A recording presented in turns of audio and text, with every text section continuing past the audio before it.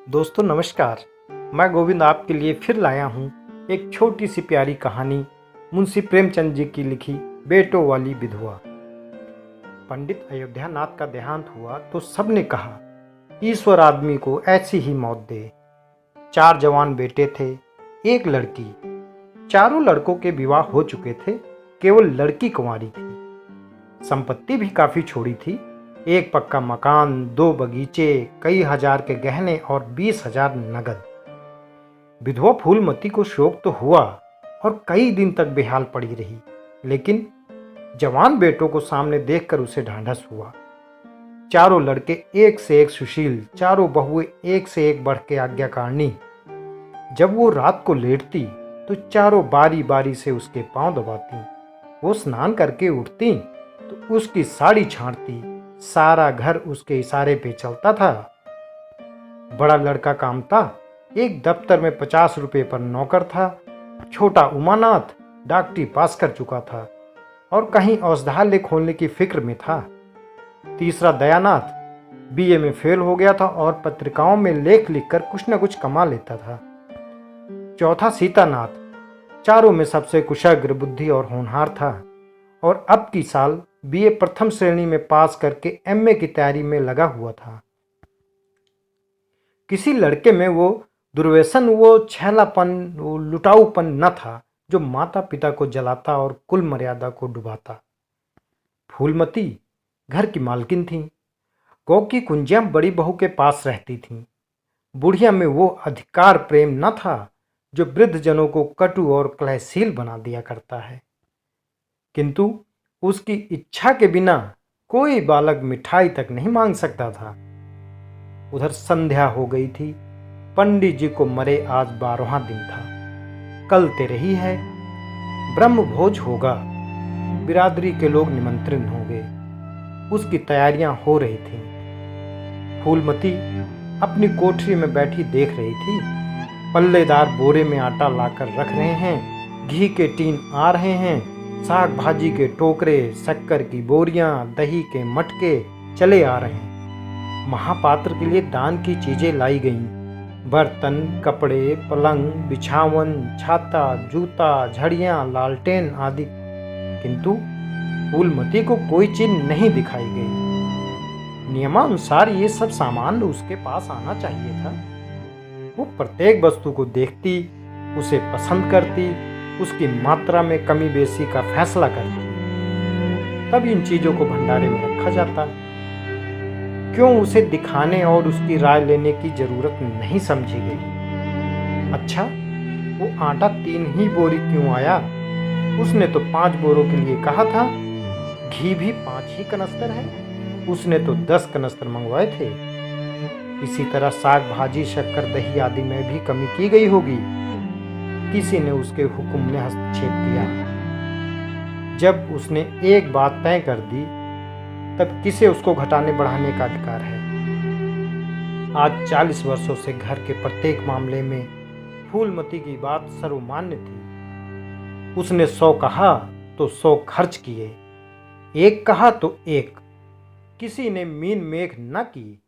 यहां तक कि पंडित अयोध्यानाथ भी उसकी इच्छा के विरुद्ध कुछ न करते थे। पर आज उसकी आंखों के सामने प्रत्यक्ष रूप से उसके हुक्म की उपेक्षा की जा रही है। इसे वो क्यों कर स्वीकार कर सकती? कुछ देर तक तो वो जब्त किए बैठी रही, पर अंत में न रहा गया। शासक शासन उसका स्वभाव हो गया था। वो क्रोध में भरी हुई आई और कामतानाथ से बोली, क्या आटा 3 ही बोरी लाए? मैंने तो 5 बोरों के लिए कहा था और घी भी 5 ही टीन मंगवाया। तुम्हें याद है, मैंने 10 कनस्तर कहा था। किफायत को मैं बुरा नहीं समझती, लेकिन जिसने ये कुआं खोदा उसी की आत्मा पानी को तरसे। ये कितनी लज्जा की बात है। कामतानाथ ने क्षमा याचना न की, अपनी भूल भी स्वीकार न की, लज्जित भी नहीं हुआ।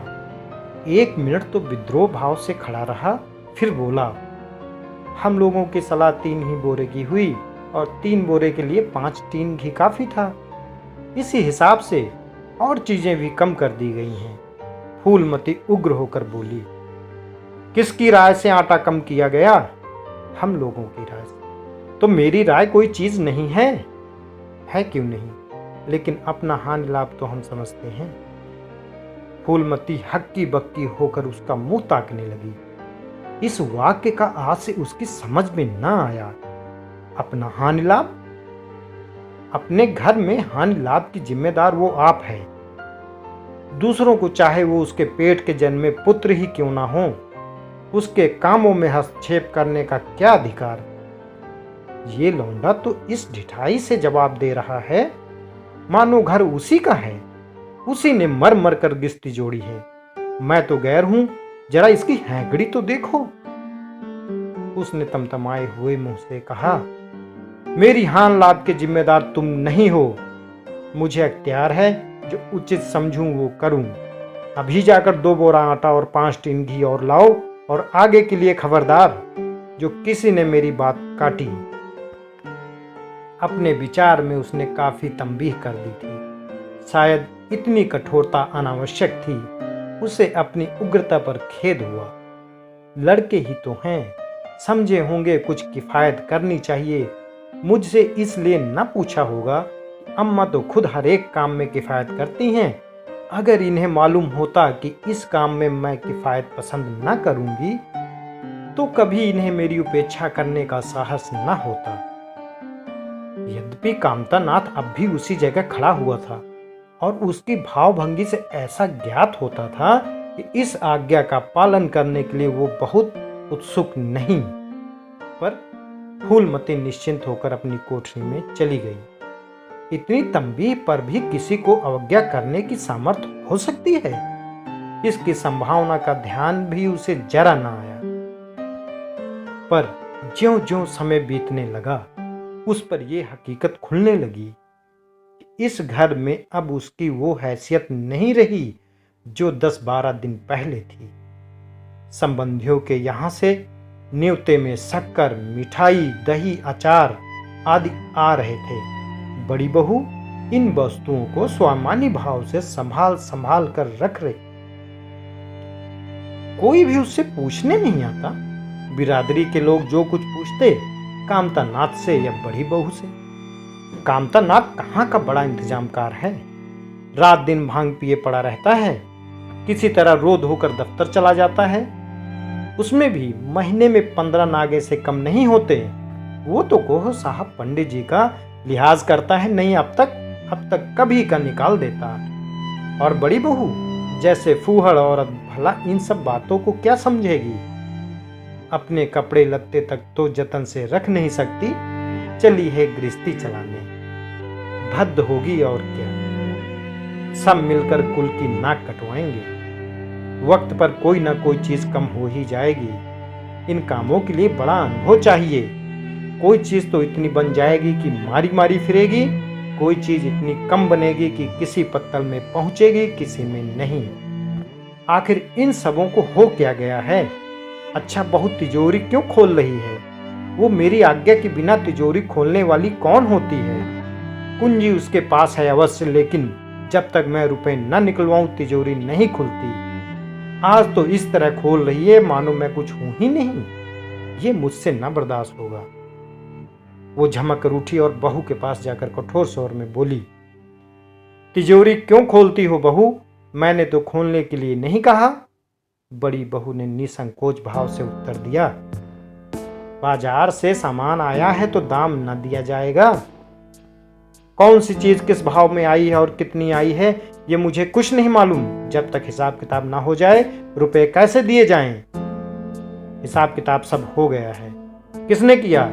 अब मैं क्या जानूं किसने किया। जाकर मर्दों से पूछो। मुझे हुक्म मिला, रुपए लाकर दे दो, रुपए लिए जाती हूं। फूलमती खून का घूंट पीकर रह गई। इस वक्त बिगड़ने का अवसर नहीं था। घर में मेहमान स्त्री पुरुष भरे हुए थे। अगर इस वक्त उसने लड़कों को डांटा तो लोग यही कहेंगे कि इनके घर में पंडित जी के मरते ही फूट पड़ गई। दिल पर पत्थर रखकर फिर अपनी कोठरी में चली गई। जब मेहमान विदा हो जाएंगे तब वो एक एक की खबर लेगी, तब देखेगी कौन उसके सामने आता है और क्या कहता है। इनकी सारी चौकड़ी भुला देगी।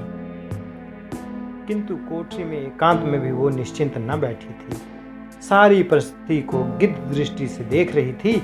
कहाँ सत्कार का कौन सा नियम भंग होता है, कहाँ मर्यादाओं की उपेक्षा की जाती है। भोज आरंभ हो गया। सारी विद्यार्थी एक साथ पंगत में बैठा दी गई। आंगन में मुश्किल से 200 आदमी बैठ सकते थे। ये 500 आदमी इतनी सी जगह में कैसे बैठेंगे? क्या आदमी के ऊपर आदमी बैठाए जाएंगे? 2 पंक्तों में लोग बैठाए जाते तो क्या बुराई हो जाती? यही होता कि 12 बजे की जगह भोज 2 बजे तक समाप्त होता। मगर यहाँ तो सबको सोने की जल्दी पड़ी है। किसी तरह ये बला सिर से टले और चैन से सोएं। लोग कितने सटकर बैठे हुए हैं कि किसी को हिलने की जगह नहीं। पत्तल पत्तल एक दूसरे पे रखी हुई है। पूरियां ठंडी हो गई। लोग गरम गरम मांग रहे हैं। मैदे की पूरियां ठंडी होकर चिमड़ी हो जाती हैं। इन्हें कौन खाएगा? रसोइये को कढ़ाव पर से न जाने क्यों उठा दिया गया। यही सब बातें नाक कटवाएंगी। सहसा शोर मचा। तरकारियों में नमक नहीं है। बड़ी बहू जल्दी से नमक पीसने लगी। फूलमती क्रोध के मारे ओंठ चबा रही थी, पर इस अवसर पर मुंह न खोल सकती थी। बोरे भर नमक पीसा गया और पत्तल पर डाला गया। इतने में फिर शोर मचा। पानी गर्म है, ठंडा पानी लाओ। ठंडा पानी का कोई प्रबंध ही न था। बर्फ भी न मंगाई गई थी। आदमी बाजार दौड़ा गया, मगर बाजार में इतनी रात बर्फ कहाँ? आदमी खाली हाथ लौट आया। मेहमानों को वही नल का गर्म पानी पीना पड़ा। फूलमती का बस चलता तो लड़कों का मुंह नोच लेती। ऐसी छीछा लेदर उसके घर में कभी न हुई थी। उस पर सब मालिक बनने के लिए मरते हैं। बर्फ जैसी जरूरी चीज मंगवाने की भी किसी को सुध न थी। सुध कहां से रहे जब किसी को गप लड़ाने से फुर्सत न मिले। मेहमान अपने दिल में क्या कहेंगे कि चले हैं बिरादरी को भोज देने और घर में बर्फ तक नहीं। अच्छा, फिर ये हलचल क्यों मच गई? अरे लोग पंगत से उठे जा रहे हैं, क्या मामला है? फूलमती उदासीन न रह सकी। कोठरी से निकलकर बरामदे में आई और कामतानाथ से पूछा, क्या बात हो गई लल्ला? लोग उठे क्यों जा रहे हैं? कामता ने कोई जवाब न दिया, वहां से खिसक गया। फूलमती झुंझला कर रह गई। सहसा कहारिन मिली, उससे पूछा। फूलमती ने उसी से भी यही प्रश्न किया। मालूम हुआ किसी के शोरबे में मरी हुई चूहिया निकल आई। फूलमती चित्रलिखित सी वहीं खड़ी रह गई। भीतर ऐसा उबाल उठा कि दीवार से सिर टकरा ले। अभागे भोज का प्रबंध करने चले थे। इस फूहड़पन की कोई हद है? कितने आदमियों का धर्म सत्यानाश हो गया। फिर पंगत क्यों ना उठ जाए? आंखों से देखकर अपना धर्म कौन गंवाएगा? सारा किया धरा मिट्टी में मिल गया। सैकड़ों रुपए पर पानी फिर गया। बदनामी हुई वो अलग। मेहमान उठ चुके थे। पत्तलों पर खाना ज्यों का त्यों पड़ा हुआ था। चारों लड़के आंगन में लज्जित खड़े थे, एक दूसरे को इल्जाम दे रहा था।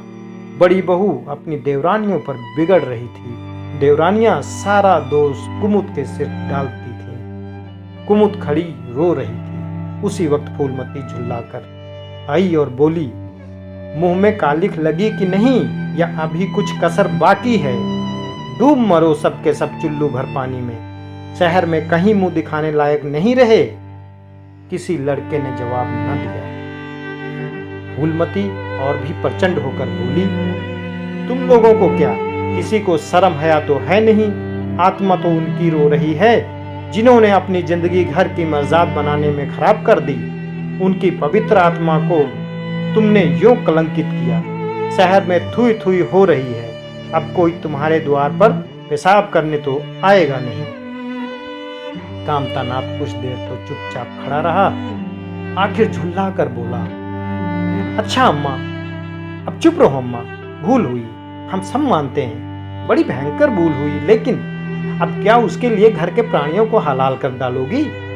सभी से भूल होती है, आदमी पछता कर रह जाता है, किसी की जान तो नहीं मारी जाती। बड़ी बहू ने अपनी सफाई दी। हम क्या जानते थे कि बीबी कुमुद से इतना सा काम भी ना होगा। इन्हें चाहिए था कि देखकर तरकारी कड़ाव में डालती।